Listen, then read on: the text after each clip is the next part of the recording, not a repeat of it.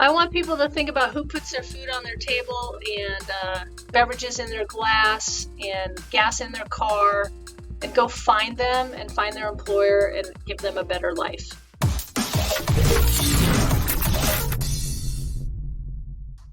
Chris, how do you introduce yourself to people? Like when someone meets you, how do you introduce yourself? What do you usually say? I usually just say I'm Chris. If a patient is talking about my degrees, I say I'm Dr. Chris, but I'm usually just Chris, Chris McCallum, Christine, if you're mad at me, of course. And that's about it. It was James Richard when I knew I was in trouble. When the first went real, it was no longer Jimmy and it went middle name. That's when I knew I was in trouble. Exactly. I think that's pretty standard.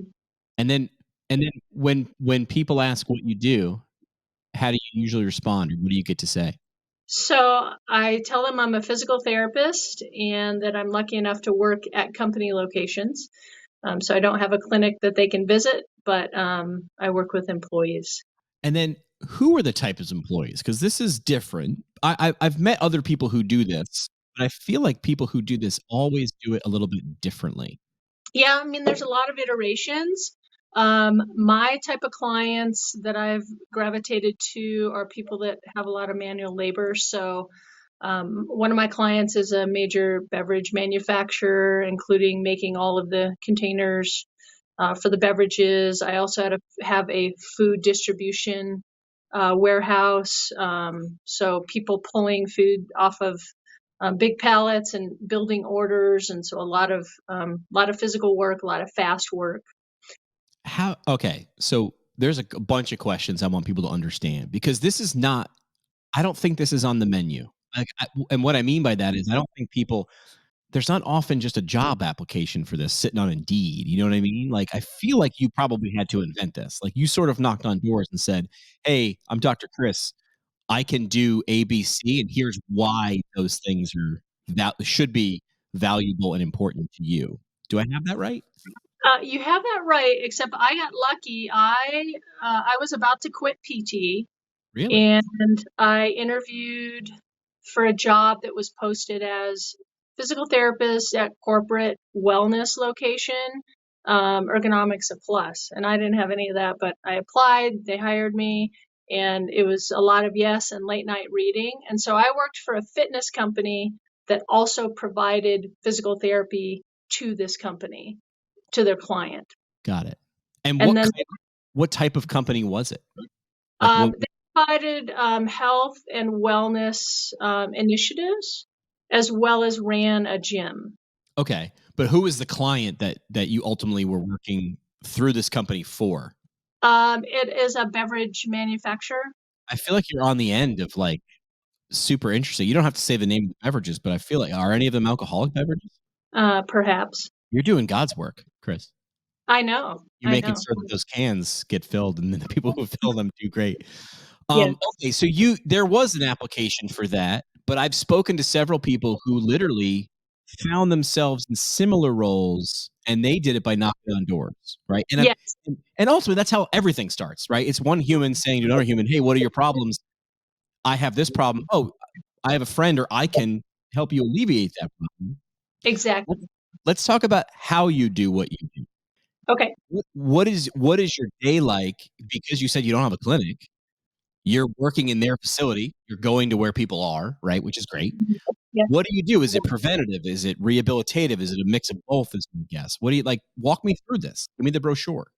It can be all of those things. At the two main clinics I run, one has a ton of treatment. And so people who have discomfort can just come to us and say, my arm has been bothering me and it seems related to work, but I didn't injure it. So we can do some PT treatment because we're direct access state. There is no workers' comp claim in place. So we can just treat them per normal. There are other people that say I sprained my ankle on the weekend playing with the kids. We treat them. And then my other location, I am out on the floor at the beginning of their shift, greeting people as they come in. We do a quick stretch. I just ask people, how are you feeling? Do you have any issues? and we may treat them, or a supervisor may say, he had some ankle pain yesterday. Can you please look at him, make sure he's good to work, provide OSHA first aid, or I might do an ergonomic assessment. But my, I guess, skill set is really a little more personal based and Yeah. drawing people into healthcare. Yeah. So you're literally there in the morning when they're walking in. Yes. Yeah. This feels very much like this feels like what I've learned about like Asian culture, like Japanese car manufacturers. If you've ever seen a video, like they start the day off with movement, like as an organization. It is built into the day. Yes, And there's exactly. reasons, and they explain reasons for that. Number one's like camaraderie and psychological reasons, and then all the health benefits to that because they realize that their workforce is actually their strongest and most valuable asset.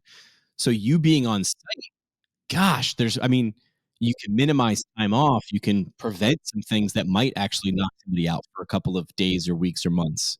That's got to feel great. It's awesome. It's just so rewarding for me, and I've really made a difference in people's lives, Yeah. whether it be with physical therapy or some other issue that they had, that I was able to direct them or tell them, oh, the reason your leg's been hurting for 8 months is you have varicose veins. Try a compression sock, go see a physician, and a week later they're fine, and they've suffered for 8 months or 6 months or whatever. Unnecessarily. Yes, yes. Yeah. So do you work for one organization now, or do you work for a couple? How's that like how's your specific practice structured? Yeah, so my practice, it's right now it's just me and another person. I have had up to 4 PTs, but Oh, COVID kind of shut or 3 PTs. One of the clients shut down completely with COVID. So I have 2 main clients, and then one client I see once a month, for half a day. And I either go to Clinic A, which is a small room with a massage table and some stretching bands, or Clinic B, which is attached to a big fitness center. Um, and we can use the fitness center and the medical center. They have a medical center on site attached. So just depends on which day of the week it is. yeah. That's gotta make you pretty inventive, number one. You've gotta that's what we like to say as PTs, "Well, we'll figure it out." But I like the fact that, you don't have to ask somebody to describe what their workstation looks like. You can walk to it with them. Yes, for sure. And if someone comes to me and I've not seen them working, or I haven't seen what their station looks like, I go look at it, make an appointment to go do that. Um, we've done hundreds of job profiles, which is a quick screen, like how much do they have to lift? Do they have repetitive motion? And a quick job description. So it's not a legal document per se, but it gives us a quick idea, or gives the medical center a quick idea, because a lot of times people will say to their orthopedist, yeah, I can go back to work. And they show up on the production floor on crutches with a boot on, and that doesn't fly. No. Oh, your job requires you to take steps while holding something, but you're using 2 crutches right now because of an ankle injury. That's just not possible. But you're there. So ballpark it for me. How many people are at the organizations that you're at? Like, in terms of company size, roughly. Locally 1,500, nationally 4,000, and I just work locally, but we network together with different PTs in different states, so we're all doing the same thing. And then the other one is probably 400 people on site at a time, and again, nationally. And we just organize our systems so Yeah. we're all providing kind of the same services. So, if you combine those things, like you and the people that work with you are sort of close to 2,000 people. Not all of them are under your care at one time, but you're sort of there for them as a resource for up to Yes, 2,000 people. yes, Think about how great this is for the profession because you're quite literally a face, and people, we always say, well, we need people to understand what PT does, and I say, yes. How are you communicating that? Chris standing at the front door every morning and say, "How you doing?" I got to be honest with you, that's better than a Super Bowl commercial. it's a lot cheaper. Hey, where are you going with your PT career? That's not rhetorical. I want to know. Would you like to embark on an extraordinary patient care adventure? That's what they call it. Some people might call it travel therapy. Find out more at jacksontherapy.com. This is perfect for physical therapists who are eager to make their mark. Discover where your skills can take you at jacksontherapy.com with Jackson Therapy Partners. And here's a question for you. You frustrated with your EMR? Feel like it should do more, be easier? Yeah. Take the next step. Maybe try something new. How about an EMR that's all in one? Seamless integrations of patient portals, marketing automations, and billing, all at an unbeatable value. Plus, switching over is a breeze. See what you can do with MW Therapy and their all-in-one EMR at mwtherapy.com. And how would you like to boost your bottom line and help more people? You can do both of those things without having to work more. Smarter, not harder, kids. Boost your clinic's revenue by $290 per patient per quarter by adding remote therapeutic monitoring. You've heard about it, but you're like, I don't know where to get started. Is it complicated? Well, what if you knew where to get started and it wasn't complicated? That's what Physiotech is here for. Kickstart your RTM at physiotech.ca. That's physiotech.ca right now with Physiotech. Okay, so let's talk about money now. Okay. Right? Yeah. And we don't have to get into specifics as much as you want, but why should an organization, and I'm using air quotes here, because 400 people is not a small company. 400 is a lot. Right. Especially one of the brand, like who you see. And then 1,500 is a lot more, but why is the juice worth the squeeze of having Chris on site? How do you pitch that? Or, obviously you don't have to pitch it because the people you work with understand it, but help someone else understand, like, oh, this would be kind of cool to work embedded in an organization. How does the math make sense? How do the dollars make sense of what, because you have to be providing more value than you're getting, right? Right. Than you're receiving in terms of money. So walk me through that. So the biggest selling point is really, to be honest, the employee experience. Hiring and retaining employees is so difficult. And for them, one, to know that they're cared for, and two, to access their health and wellness benefits better. If it's a one-to-one and we have improved the employee experience and their retention goes up, it's a win. But if we use a cost calculator, I can use clients' data, but just in general, the OSHA cost calculator is going to tell you that a strain or sprain that requires medical care and has lost time associated with it and physical therapy care, it's going to be $30,000 in direct costs. Now, the employer may not pay all that. They may go through workers' comp or something, some other method, but the indirect cost for anything over $10,000 is equal to that. So that's $60,000 of lost time, coverage, decreased productivity, medical care, insurance changes, and all the other things that go along with that.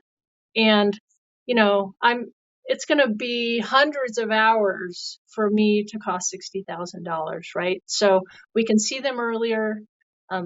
We can maybe prevent them from going to medical at all.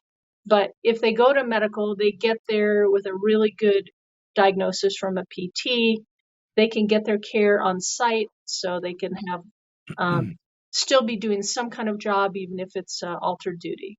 So, I'm roughly doing the math, but if you want to make $150,000, you essentially just show, if I prevent this 5 times in a year, you've broken even. Like, you've broken even. If it's 30 grand, and we're generalizing here, but you're like, you can see in a workforce of 400 or 1,500 people, you got to do that 5 times in 12 months. Mm-hmm. Exactly. So, it's not a hard sell, really, when you think of it mathematically. When you get in front of the right person. Yes. And so it could be the safety team. It could be the operations team. It could be HR. I've worked with all of those, and sometimes those are fairly intertwined. Right. But when you start talking, and this is where my communications brain kicks in, right? When you start talking to people in their language about what they value, all you have to do is just give them you start giving them a little breadcrumbs, like, hey, like, what are your biggest, this is where I sound like the smartest guy in the room. This is my secret. I just ask questions. I never answer them. But you'll say, like, hey, what are your biggest cost expenditures in terms of injuries or whatever. Oh, sprains and strains, and you're like, oh, did you know that each one? I'm sure you know because you're the math person here. You're the safety person. You're the HR person. It's 30 grand. What if I could prevent 5 of those every year? You're like, well, yeah, you pay for yourself and then some. Which I'm guessing you're preventing or helping 5 of those in the first week or month at minimum. Well, hopefully not that many, right? Well, hopefully we're out there minimizing that. But yeah, I mean, from last year, I had a 1/4. And if we look at treatment avoided, cost avoided, and then as well as injury avoided in the circle we just went through, it was over $300,000. So you've done that. You do this math. You do this math regularly, or the team. Do you do this, or does the company do this, and you're viewing it? Well, I do it, and then usually, actually, what I do if I don't have access to their claims data, because they would know what an average strain costs, and it might be different than the OSHA cost calculator. I just take 10% of the OSHA cost calculator and just say, this is a very conservative model, and I've still saved you a ton more money than you've paid me. You're using objective, real objective data and saying, so let's look. Yes. So if you do this ballpark, like what do you think of what would you think having a PT at a physical demanding facility like beverage canning, whatever, and food processing, what does having a PT save a company? Could you even ballpark that? I don't know. I would just say cost to benefit ratio guaranteed of 1 to 3. Wow. So for every dollar spent, you're saving 3. Yeah. And that's the smartest way to do it. Don't get in the weeds. I mean, I can get weeds with numbers if we tell them. But you're like essentially a 3-to-1 ratio. For every dollar you spend, I'm going to save you 3. And anybody who runs a business is going to take that bet every day. Yeah. Yeah. And then, now, I'm not very familiar with OSHA. In fact, the only time I've ever been interacted with OSHA, I was a senior in high school. This is a weird, funny story. I was the class treasurer and my buddy was the class vice president in high school. And we were setting up for the prom or a Christmas something. And in the school newsletter, they put a picture of me standing next to a ladder and my buddy Danny standing on a ladder, but like one rung above where he should be standing. We are 17 years old. And we get called into the office. And our senior class advisor is like giggling, but like, we have to have a meeting. And we're like, oh, okay. What did we do? And they're like, we're laughing. And it's like, we got a letter from OSHA about you. And we were like, oh my gosh. We're like, we're 17. Like, what's OSHA? And it was just probably because the newsletter got mailed out to the community. Oh yeah. There, Danny and I were on he's on a ladder hanging up a decoration. And they're like, you did a thing you're not supposed to. And there's this organization out there. Like, you're not in trouble. We just wanted to. And I was like, wow, what's a OSHA? So that was my first and only like slap on the wrist from OSHA. But if you look at it, the school was advertising that there were students acting unsafely on the front page of his newsletter that went out to 30,000 people.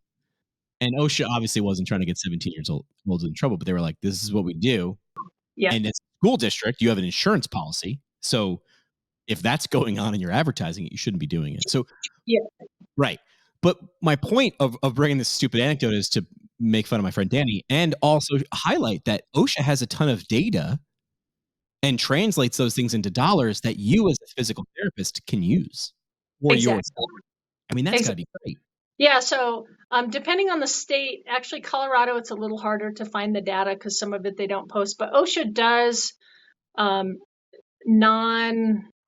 don't get every business, but they will show you what how many recordables they had, how many lost days, how many restricted days.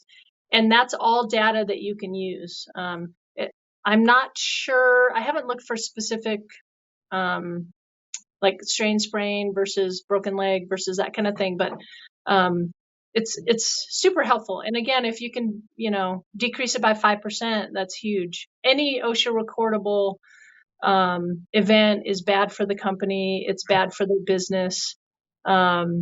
Increases their costs.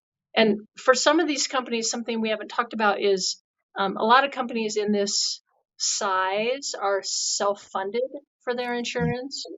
And so what that means in a nutshell is they pay for any claim. And so, and usually if they're self-funded for their health insurance, they also are for their workers' comp. And there's lots of caveats to this, but if someone goes out to a PT clinic and racks up a $200 bill, which I'm pretty sure is very reasonable, Sure. then that is unrealized cost. And I'm not making $200 an hour there. I'm not greedy. I'm just making more than I would as a staff PT somewhere. And so that is another way that you can save them money.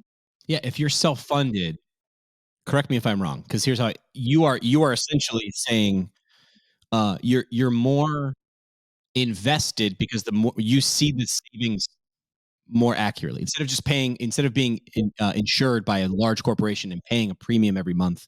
You're saying we are going to take more control of this, and we think we can do it cheaper by doing it ourselves. And then, but as soon as you do, you better have some measures in there to reduce things that a physical therapist can help.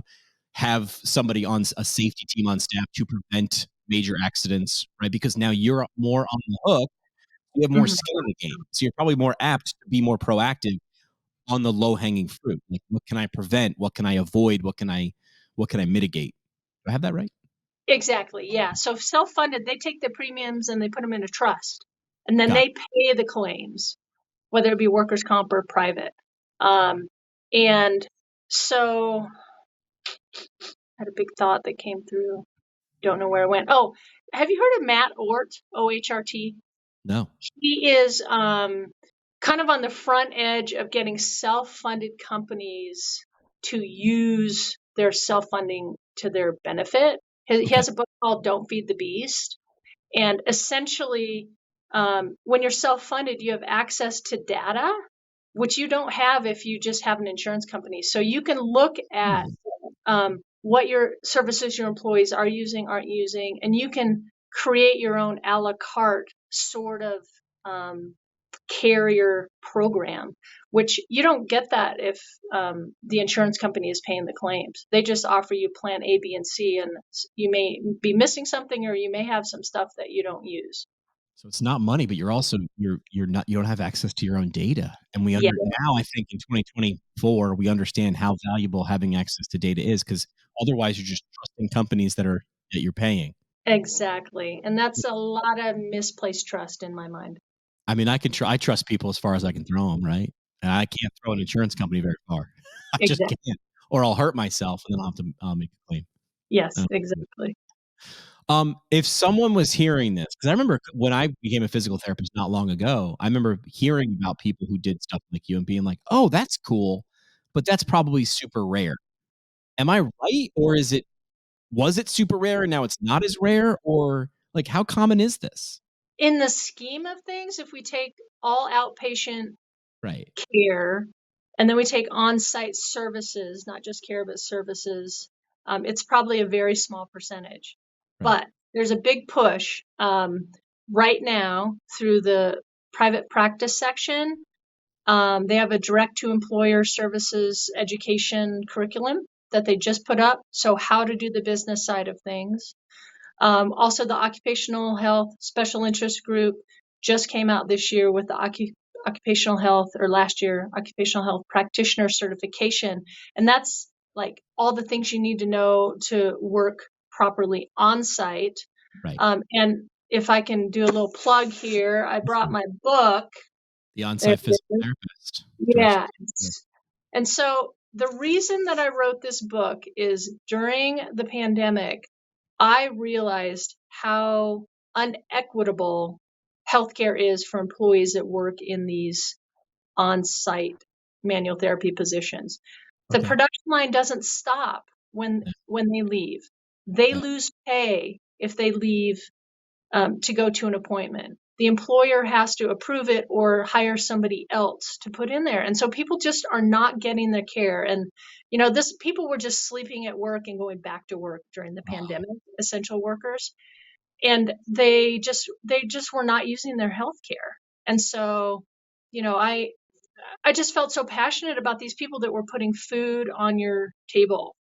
um, and so for me, every time I would meet a PT, like at CSM last year, I met people and they're like, "Oh, I didn't know that you could do that. I didn't know that was a thing right. to work on site." And as my dad said, so you're going to write a book and teach people how to do what you do, and they're going to take all your business. And all I said was Yeah, yes, because I believe there's enough business for all of yeah. us. That's And the I idea. believe that, there's certainly going to be people that need to go to clinics, but why do we need to use this middleman insurance, make it such a big deal when they can just come to us and we can help them? We can prevent them from Wow. going to the emergency department with a strain. Right. You writing that book, I mean, it's a drop in the bucket, like what we're competing with. It's that scene. I mention this all the time. It's the scene from that movie, A Beautiful Mind. Like, if we all compete, we all actually lose. But if we coordinate, like that's what I tell people all the time. Like, even if you're a local PT and there's 5 other PTs in your small little town, the other PTs aren't as much as your competition as you think. In fact, if you work together, and I'm not saying join practices, I'm not saying formally, you writing the book is empowering other people, but you know the math that, and I don't know where the heck I got the statistic from, but 7% of people who could use or could benefit from PT actually access it. 7, which I'm not a mathematician, but 93% is out there. So we're arguing over 7 when we could Yeah, collaborate over 93. I'll take that. I'll take part of the 93 instead of some of the scraps of 7. yeah, exactly. Exactly. Who should read your book, and what are they gonna learn when they get it? Well, physical therapists should read my book. They're going to learn what my process was like, how I started, how you can enter. It doesn't have to be knocking on doors right away. You can join a fitness company. You can leverage a methodology company that teaches industrial on-site services. You can um, leverage a medical center or go in with a physician to provide 2 sets of services on site. So physical therapists for sure. If you don't have any industrial skills, then you'll probably need a little more training. But if you've done some industrial skills, this is what you need. What are industrial skills? What are those? Um, Functional job evaluation, pre-employment, post-employment testing, ergonomics. So these are the things that you meant that, and correct me if I'm wrong, these are the things that in the Academy of Orthopedic PT, the occupational health SIG certification, those are the types of things they'll teach you in that. Do I have that Exactly. right? Got it. Yes, Yeah. exactly. Rick Wickstrom was sort of the guy who led that charge, right? Where you were working with him. Exactly. Yeah. Yeah. Yeah, Yeah. I'm on the peer committee for them. So I got to work with Rick and like, how do we promote this? And the funny part is a lot of the reviews that came in were, I didn't know this was a thing. yeah. It's amazing. Like someone saying to you, you're going to write this book and everyone's going to steal your business. You're like, do you know how many people have no idea? None. And then, for every 100 people that read the book, 5 are going to take action. Like, you want it to be more, but you know how humans are. Yes. I know how humans are.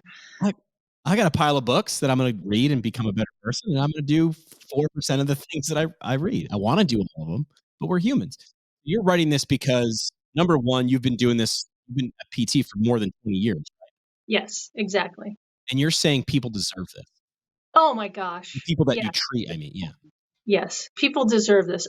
So I would like occupational health to stop being about workers' compensation injuries and to be about total worker health. Because when you say OC health, people are like, oh, the case manager and the doctor, and they're malingering and all of these things. And it needs to be about employees and their health in general. And then it makes a ton of more sense to people. A ballpark it for me, and you can say you don't know because I'm asking you a lot of data questions. You're like, I don't know, man. How many So far, I've known. PTs are doing this?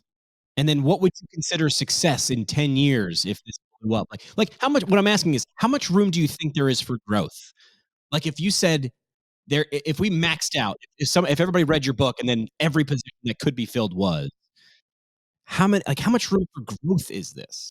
99%. That much. Yeah. I was going to guess a lot. I was going to say 80%, but you're thinking we are at 1% of max capacity by doing this. I think in terms of employers and their employees having access. I mean, we know that Toyota and Chevron are awesome at this, right? We've heard a lot of studies that come from them. I mean, if you if we go back a couple decades, look at the military. The military Yeah. did this out of, sorry, I got something coming on here. Get off of there. Ah, more technology problems. The military started because they didn't have enough orthopedists. So in the 70s, Right. they gave PTs permission to do things. And now PTs are Embedded. embedded everywhere, Right. right? So let's follow the military in that regard. Well, that's usually how innovation goes. Like a lot of, because the military has need, usually acute need at scale, and money. And necessity is the mother of invention, but you know what else is? Necessity plus money. Like, and they also track things. Like, as much as we want to knock the government, they track stuff. Yeah, So you're able exactly. to say, like, hey, for every dollar we spend, we get 3. It's like, well, I like that maths.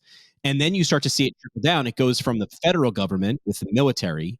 And then I started to see this back in 2016, 2017. And I know it was happening before this, but I just started to hear about it then, which was like state or city governments in the fire department, police department, EMTs, where they're like, hey, a fireman being out for 3 months, it sucks. Oh, yeah. You know why that sucks?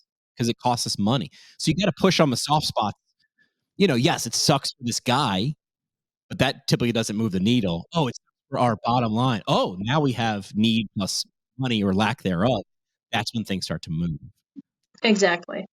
And then you go to businesses, and they are very acutely aware. One thing that I think people don't realize is if someone is injured at work, they're going to lose almost $4,000 over the next subsequent 2 to 3 years because of their time off. The And the people reason, or the business? yeah, the person that got injured, Wow, because I didn't. most people, when you're on workers' comp, you're usually not getting 100% of your pay. And a Okay. lot of people, and that's a 40-hour payment. And most people work in these jobs, work more than 40 hours. So they may take a 50 or 60% hit in what they're bringing home. I did not know that. Yeah. My big injury in radio was like if I had like a little bit of a sore throat. Yeah. And then you use 45 minutes with me. All right, so now I want to get into specifics. What are some of the common, you mentioned sprains and strains. What are some of what's your top 10 list of like things you see regularly? Yeah. So shoulder movement dysfunction. Back. And we've done a really good job with back at my larger facility. They put in some roller tables and lifting things, robots that lift. At the other facility, it's super young people and their backs are more pliable. So we do get some backs, but usually it's their glutes aren't working. Again, all this sounds familiar to you, I know.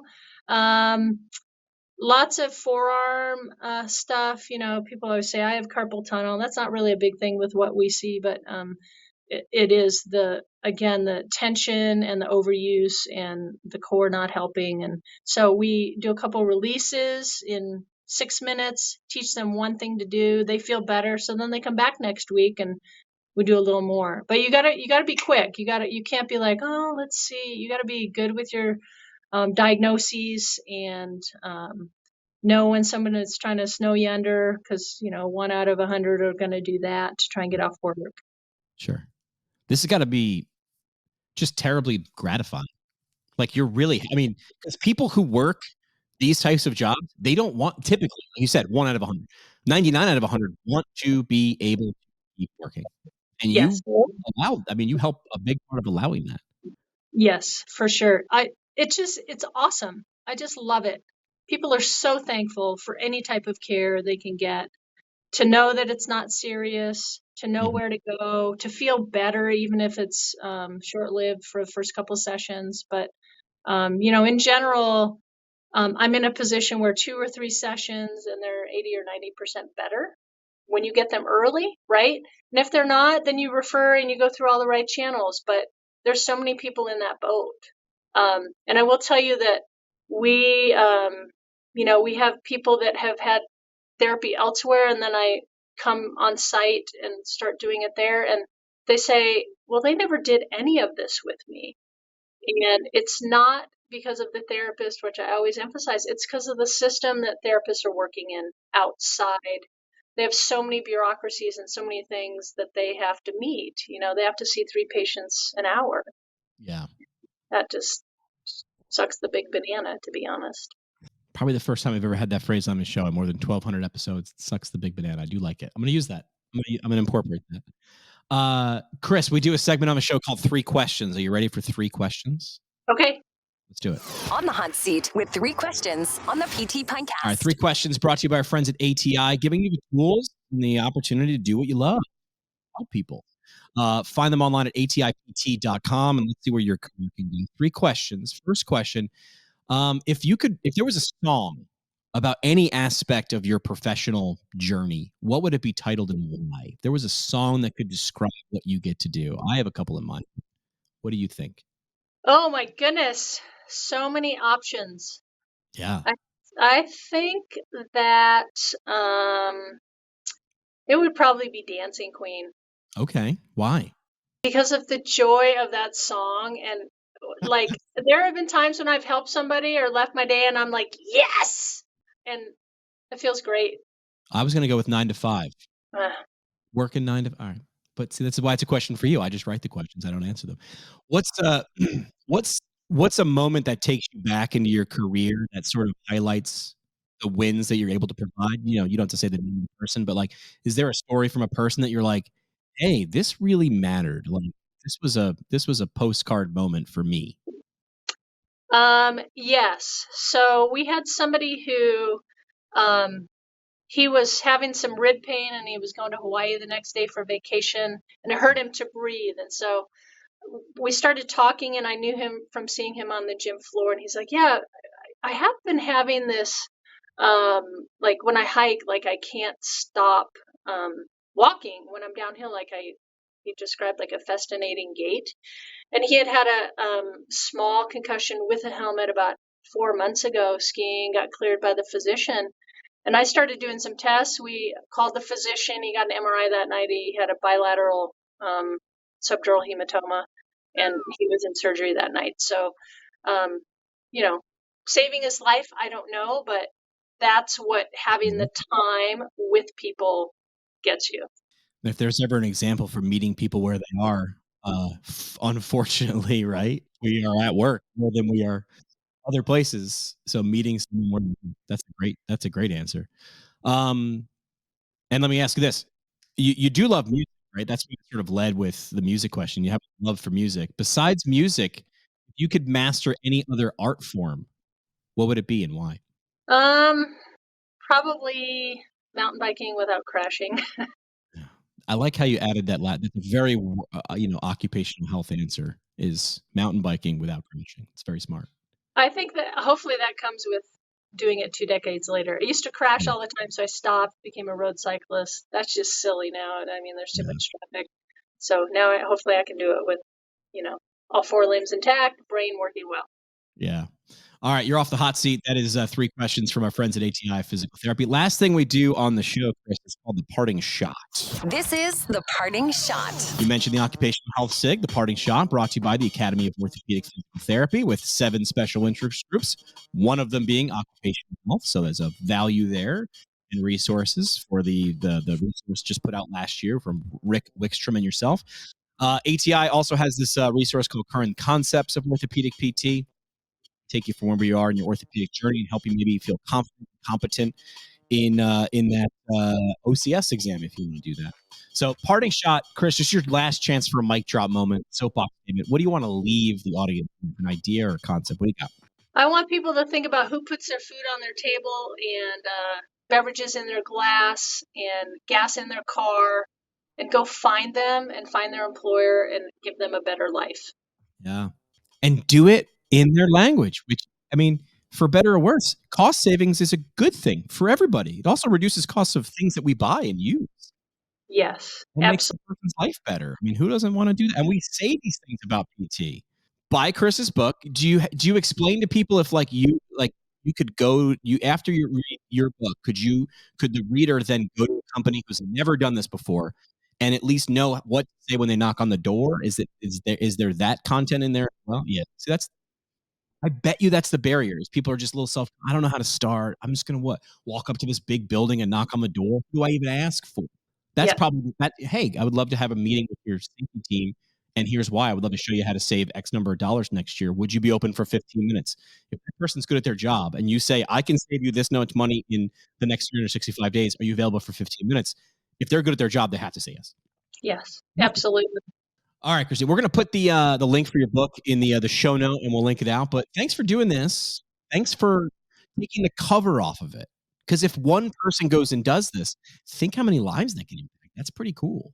Absolutely. And I want all PTs to feel as excited about their workday as me and leave the work at work and just feel great in helping people. Love that. Dr. Chris, they say the best conversations that happen at happy hour. Thanks for coming to ours. Thank you.